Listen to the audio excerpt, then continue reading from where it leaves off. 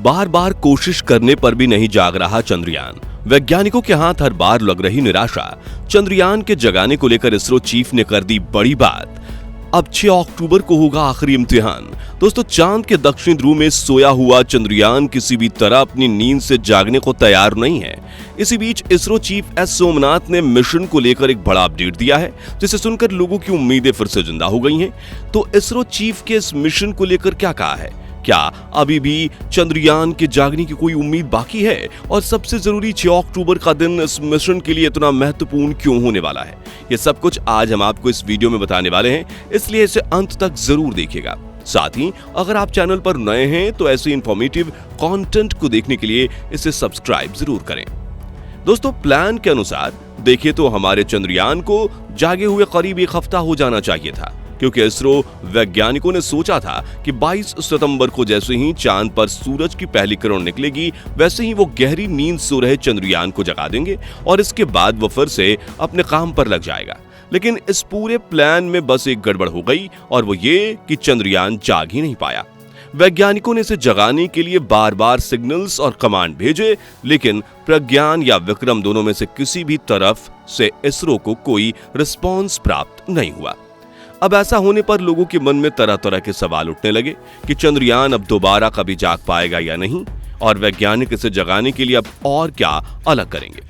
यही सब बताने के लिए इसरो चीफ एस सोमनाथ खुद सामने आए और मीडिया के सवालों का जवाब दिया। उन्होंने कहा कि चंद्रयान के जागने को लेकर अभी किसी भी तरह की चिंता करने की जरूरत नहीं है, क्योंकि इसरो वैज्ञानिक इसे पूरे लूनर डे यानी कि 22 सितंबर से 6 अक्टूबर तक इसे जगाने का प्रयास करते रहेंगे। यहां आपको बता दें कि चांद पर एक दिन जिसमें रात शामिल नहीं है, वो पृथ्वी के 14 दिनों के बराबर होता है। सोमनाथ जी ने अपनी बात को आगे बढ़ाते हुए कहा कि चांद के इस हिस्से में अभी दिन निकले ज्यादा समय नहीं हुआ है। जैसे जैसे समय आगे बढ़ेगा, वैसे ही चांद का यह हिस्सा यानी दक्षिणी ध्रुव और ज्यादा गर्म होता जाएगा, और जब तक यहां गर्मी बढ़ेगी तब तक चंद्रयान के नींद से जागने की उम्मीद बनी रहेगी। हो सकता है कि ये अभी अगले घंटे ही जाग जाए, और ये भी पॉसिबल है कि हमारा चंद्रयान लूनर डे के आखिरी पलों में यानी 6 अक्टूबर को जागकर ऑन हो पाए। या एग्जैक्टली कब और किस दिन चालू होगा, इसके बारे में भविष्यवाणी करने का कोई तरीका नहीं है। यहाँ हम आपको चांद के इस हिस्से में पड़ने वाली सर्दी के बारे में बता दें कि रात में दक्षिणी ध्रुव का तापमान -220 डिग्री सेल्सियस को पार कर जाता है। यहां रिकॉर्ड किया गया मैक्सिमम टेम्परेचर -248 डिग्री है।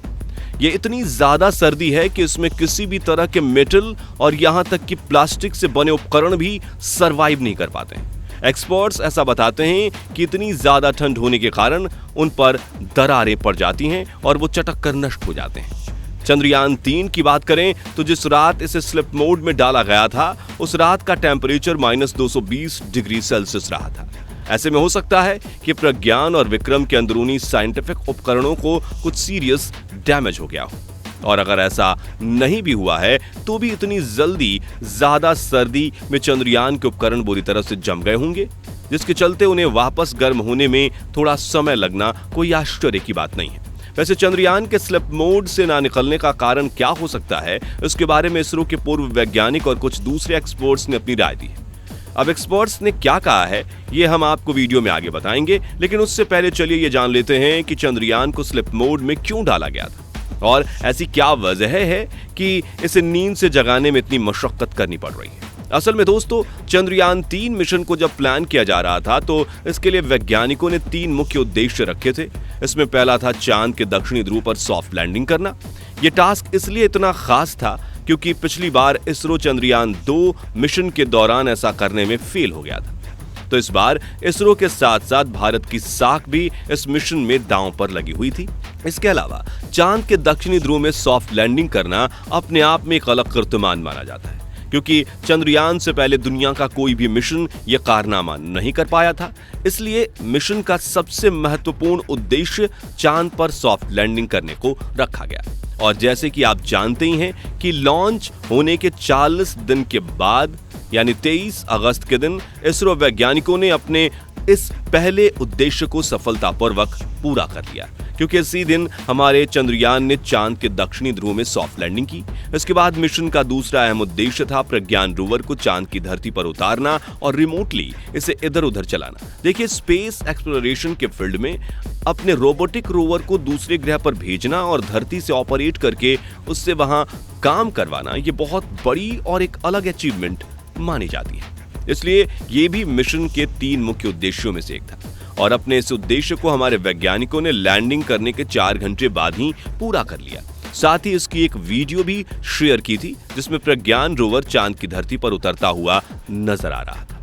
इसके बाद तीसरा उद्देश्य था चांद के दक्षिणी ध्रुव में एक्सपेरिमेंट और अलग अलग तरह की रिसर्च को अंजाम देना। और ये हमें बताने की जरूरत नहीं है कि चंद्रयान 3 ने अपने इस काम को कितना बखूबी करके दिखाया है। इसने न सिर्फ aluminium, calcium, iron, chromium, titanium, manganese और सिलिकॉन जैसे तत्वों की खोज की, बल्कि चांद पर ऑक्सीजन और सल्फर को भी ढूंढ निकाला। तो इस लिहाज से भी हमारा यह मिशन कामयाब रहा और अपना सारा काम इसने समय रहते यानी 4 सितंबर को पूरा कर लिया था।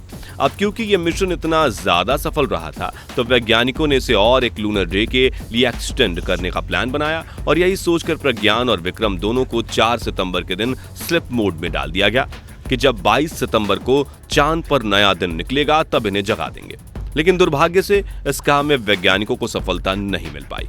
इसका सबसे बड़ा कारण यह है कि प्रज्ञान या विक्रम दोनों में से किसी को भी इस तरह से डिजाइन नहीं किया गया है कि वो एक लूनर नाइट को झेल सकें और इस तरह वो आगे बढ़ सकें। वैज्ञानिकों ने इन्हें सिर्फ 14 दिनों तक काम करने के हिसाब से बनाया था और वो ये काम ऑलरेडी पूरा कर चुके हैं। ऐसे में अगर प्रज्ञान और विक्रम नींद से नहीं जागते हैं तो भी हमें बहुत ज्यादा हैरान नहीं होना चाहिए। वैसे इनके जागने को लेकर स्पेस एप्लीकेशन सेंटर यानी शैक के डायरेक्टर नीलेश देसाई का कहना है कि प्रज्ञान और विक्रम अगर अंदर से पूरी तरह से ठीक हैं और सर्दी ने इन्हें कोई सीरियस डैमेज नहीं पहुंचाई है तो ये ऑटोमेटिकली खुद ही जाग जाएंगे। उनका कहना है कि प्रज्ञान और विक्रम को इस तरह से बनाया गया है कि जब उन्हें सूर्य की पर्याप्त रोशनी मिलेगी तब ये खुद ब खुद जाग जाएंगे। लेकिन मान लो अगर इन्हें अंदर से कोई बड़ा नुकसान हो गया हो तो फिर इनके जागने का कोई चांस नहीं रहेगा। यानी नीलेश देसाई के अनुसार चंद्रयान के वापस जागने के चांसेस 50-50 हैं। इसके अलावा इसरो के पूर्व वैज्ञानिक मालयस्वामी अन्नादुर्रई इस मामले में अपनी बिल्कुल अलग ही राय रखते हैं। उनका मानना है कि विक्रम लैंडर की तुलना में प्रज्ञान रोवर के जागने के चांसेस काफी ज्यादा हैं। ऐसा इसलिए क्योंकि प्रज्ञान का परीक्षण उन्होंने खुद किया है और उन्हें इसकी कैपेबिलिटीज का अच्छे से अंदाजा है। हालांकि मालयस्वामी भी सिर्फ अनुमान ही लगा रहे हैं और इस मामले में आत्मविश्वास के साथ कुछ भी कहना उनके लिए मुमकिन नहीं है। अब आपको क्या लगता है 6 अक्टूबर तक हमारा चंद्रयान नींद से जाग पाएगा या नहीं?